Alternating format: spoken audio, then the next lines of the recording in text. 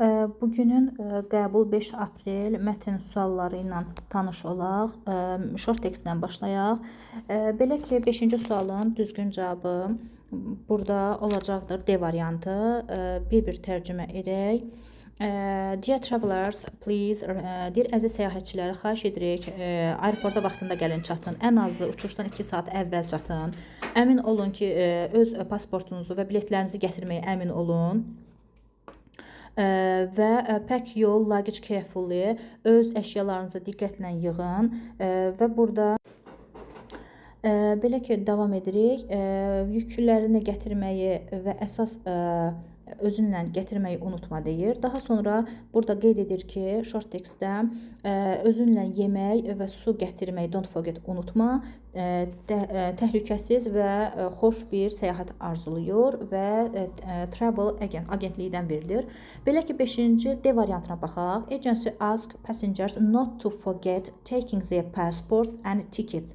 Unutmamağı xahiş edir. Bəli, düzgün cavab D variantıdır. A variantı ona görə səhvdir ki, burada deyir ərzaqla təmin olunur, ancaq xeyr, ərzaqla təmin olunmur. B variantı yeni qaydalardan söhbət getmir və burada 1 saat deyil 2 saat nəzərdə tutur və Y variantında deyir ki, icazə verilmir. Ona görə düzgün cavab D variantı olacaqdır.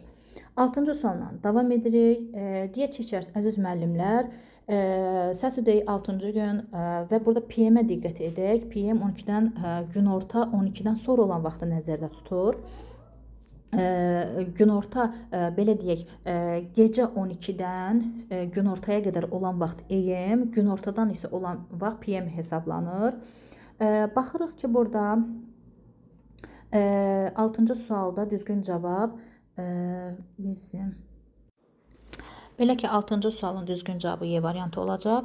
Y variantı burada qeyd edir ki, hamı öz yükü gətirməlidir. Bəli, 6-nın cavabı Y variantı olacaqdır. Daha sonra 7-ci sualla davam edirik. 7-ci sualın düzgün cavabı bəli D variantıdır.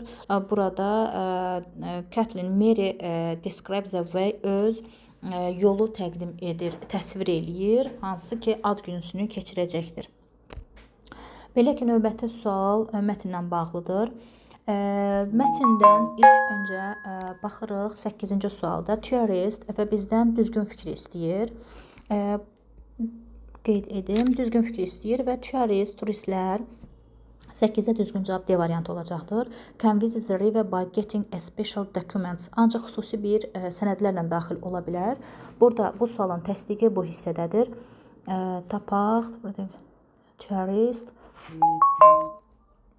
Bir dəqiqə baxaq. Xüsusi bir sənəd lazımdır.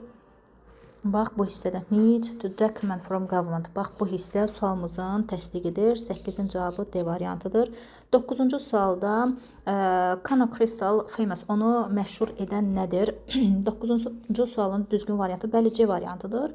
Different colors, çünki çayın müxtəlif rəngləri var. Mətndə də təsdiqi vardır. Mətndə təsdiqi olacaq. It's popular for its different colors. Bax, bu hissə sualımızın cavabıdır. Daha sonra 10-cu testdə bizdən səhv fikir istəyir. 10-cu testdə səhv variant, burada C variantıdır. Bəli, C variantı deyir ki, black stones, yellow sand don't affect. Qara daşla sarı qumlar çayın rənginə təsir etmir.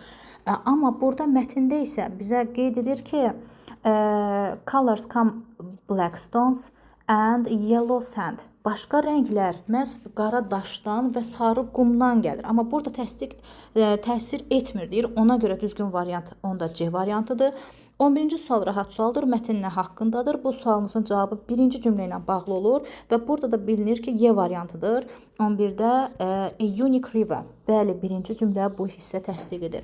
12-ci sualla davam edək. 12-ci sualda doğru fikirləri istəyir. 12-ci sualın düzgün cavabı 2-3 olacaqdır. Mətndən təsdiqinə baxaq bu hissənin. The sun affects the color of the river. Günəş çayın rənginə təsir edir. Bəli, bu hissəni təmizləyək. Bu hissədə verilmişdir ki, günəş təsir edir. Bu hissəyə baxaq. Various color, it's red color, depend on sun. Bax, bu hissə günəş on sunlight asılıdır günəş şüasından. Üçüncü cümlədə deyilir ki, the location river includes mountains as well. Çayın ərazisində dağlar daxildir. Bu isə mountains of bax bu hissədə təsdiqi olacaqdır. Belə ki, 12-ci sualın düzgün cavabı 2-3 oldu. Hamınıza uğurlar. Kanala abunə olmağı, videonu bəyənməyi unutmayın.